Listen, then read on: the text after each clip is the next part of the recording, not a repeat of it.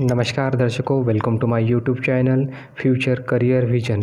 आज हम बात करने वाले हैं भगवान बुद्ध के वो रहस्यमय विधि तपश्चर्या की जिन्होंने अपने आत्म साक्षात्कार से इस मानव जीवन को एक वरदान, एक कल्याणप्रद विधि बताई है जो विज्ञान पर आधारित है। इस पूरे ब्रह्मांड में, इस पूरे संसार में ये विज्ञान, ये विधि एक जैसे ही काम करती है।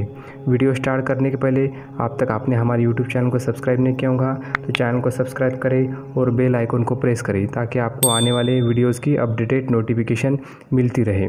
तो आइए देखते हैं वो कौन सी रहस्यमय विधि है जो भगवान बुद्ध ने अपने आत्म साक्षात्कार से इस जीवन में होने वाले सभी प्राणी मात्राओं के लिए, सभी प्राणियों के लिए एक कल्याणप्रद विधि का आविष्कार किया और जो विज्ञान पर आधारित है वो है मानस के यानी चित्त की चेतना के 4 खंड।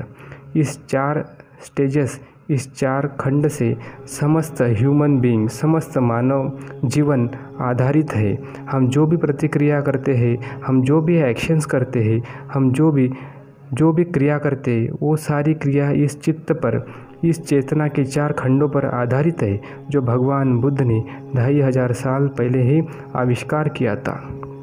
आइए जानते हैं वो कौन सी विधियाँ, वो कौन सी चित्त की चेतना के 4 खंड है। तो पहला खंड है मन यानी विज्ञान, मन का विज्ञान जो जानने का काम करता है। और दूसरा खंड है हमारी बुद्धि जो संज्ञा, जो सिर्फ पहचानने का काम करता है, जो रिकग्नाइज का काम करता है, आइडेंटिफाई करता है किसी ऑब्जेक्ट को और उसका इवैल्यूएशन करता है यानी मूल्यांकन करता है। तीसरा खंड यानी तीसरी स्टेज है वेदना, जिसे हम संवेदना कहते हैं, जो संवेदनशील होने का काम करता है। और चौथा खंड है हमारा अहंकार, मतलब संस्कार। संस्कार का मतलब है यहाँ भगवान बुद्ध की भाषा में यानी अहंकार, जो प्रतिक्रिया करने का काम करता है। तो आइए जानते इसे वर्णित करते, इसे डिस्क्रिप्शन करते, किस तरह से हम किसी चीज़, किसी वस्तु के प्रति प्रतिक्रिया करते हैं, दुख के प्रति, सुख के प्रति। हम जो भी हमारा बिहेवियर है, जो भी हमारा वर्तन है, हम किस तरह से उसको प्रस्तुत करते हैं लोगों के सामने। तो आइए जानते हैं। पहला खंड है मन, जो विज्ञान पर आधारित है। जैसे कि 6 इंद्रियां होती है, आँख, नाक, कान, जीभ, त्वचा और मन। आँख, नाक, कान, जीभ, त्वचा और मन ये 4 खंड काम करते हैं, विज्ञान पर आधारित होते हैं।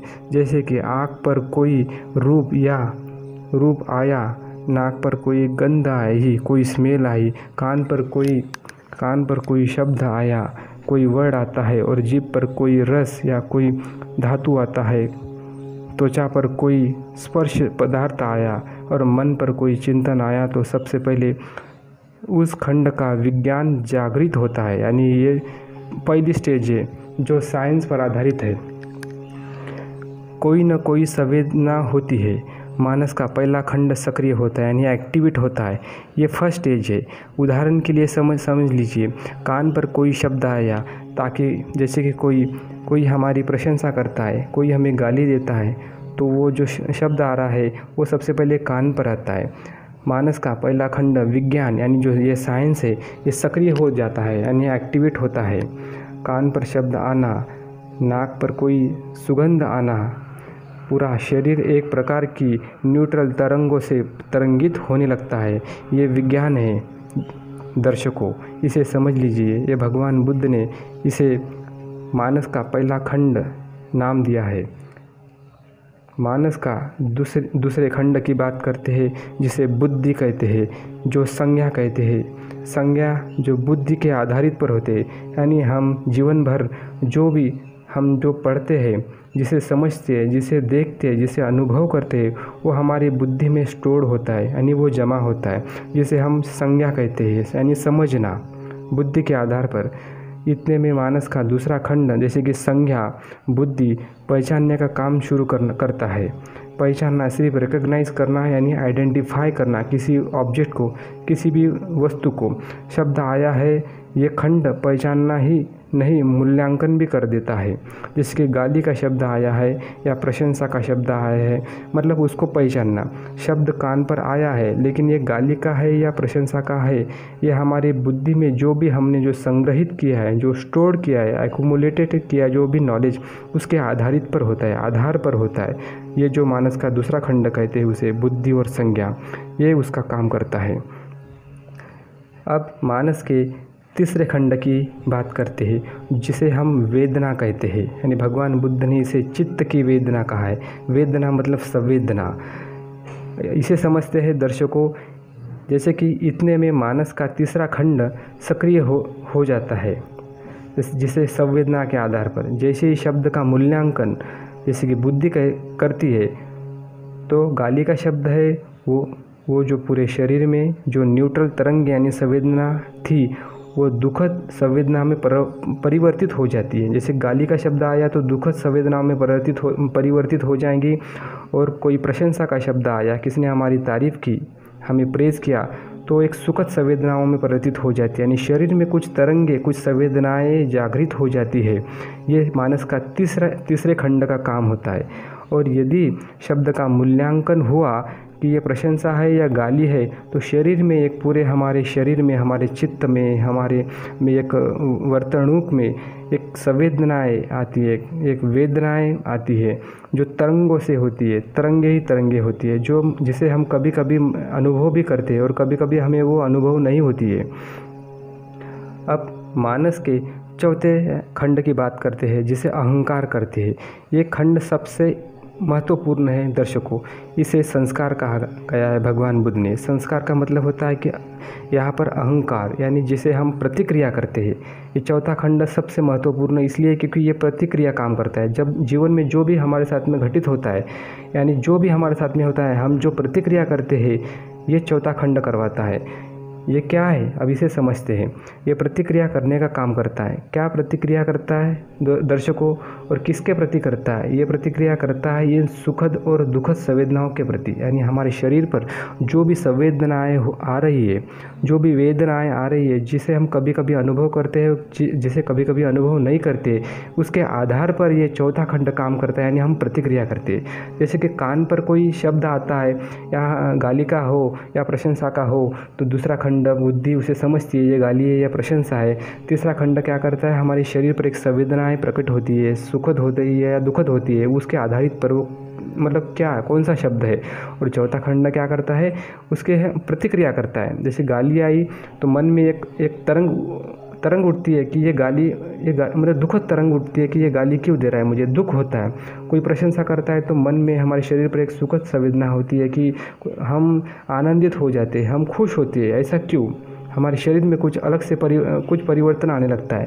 तो इस चार खंडों के आधार पर भगवान बुद्ध ने आविष्कार किया है अपने अंतरात्मा से, अपने परम ज्ञान से, ये सभी प्राणी मात्राओं पर एक जैसा ही घटित होता है। दर्शकों, प्रतिक्रिया क्या है? जब भी ये चौथा खंड प्रतिक्रिया से संबंधित होता है तो शरीर की संवेदनाएं के प्रति करता है, मतलब हमारे शरीर पे जो भी संवेदनाएं आ रही है उसके प्रति ये प्रतिक्रिया करता है।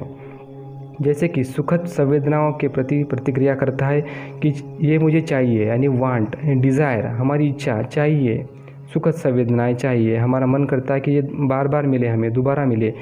और दुखद संवेदना आए तो राग प्रकट करता है। राग का मतलब होता है कि चाहना। दुखद संवेदना आती है तो ये नहीं चाहने, मतलब ये नहीं चाहिए मुझे, दुखद संवेदना के प्रति यानी नहीं चाहिए, ये इस तरह से प्रतिक्रिया करता है मन हमारा, चाहना और न चाहना। यानी सुखद प्रतिक्रिया आई तो चाहिए, दुखद प्रतिक्रिया आई, संवेदना आई शरीर पर तो नहीं चाहिए। मतलब ये प्रतिक्रिया एक दूसरे से, संवेदना और प्रतिक्रिया एक दूसरे से कनेक्टेड है, एक दूसरे से कोऑर्डिनेटेड होती है। यानी इन दुखद संवेदनाओं को दूर करने की चेष्टा करता है, जिसे हम द्वेष कहते हैं। यानी राग द्वेष हमेशा इन आधार पर, इन संवेदनाओं के आधार पर और इस मूल्यांकन के आधार पर ही हम जीवन में हर काम करते रहते हैं। तो ये भगवान बुद्ध की एक परम ज्ञान है, एक आविष्कार है, जिन्होंने सारे समस्त प्राणियों के लिए एक आविष्कार किया और एक नई साधना, इन्होंने नवीन साधना बताई है पूरे संसार को, जिसे कहते हैं विपश्यना। बहुत जल्दी मैं इस विपश्यना साधना पर एक वीडियो बनाने वाला हूँ दर्शकों, जिसे आप ज़रूर देखें, जो आपका जीवन बदलने वाला है, यानी जो आपके जीवन को पूरी तरह से एक सुखद, एक पूरी तरह से एक आनंदमय कर देगा। तो इस तरह से भगवान बुद्ध की ये जो मानस के 4 खंड है, इन स्टेजेस, इन खंडों के आधार पर ही हमारा समस्त जीवन, हम जो भी प्रतिक्रिया करते हैं, या अच्छी हो या बुरी हो, इन 4 भगवान बुद्ध की इन 4 स्टेजेस, इन 4 खंडों के आधार पर ही होती है दर्शकों।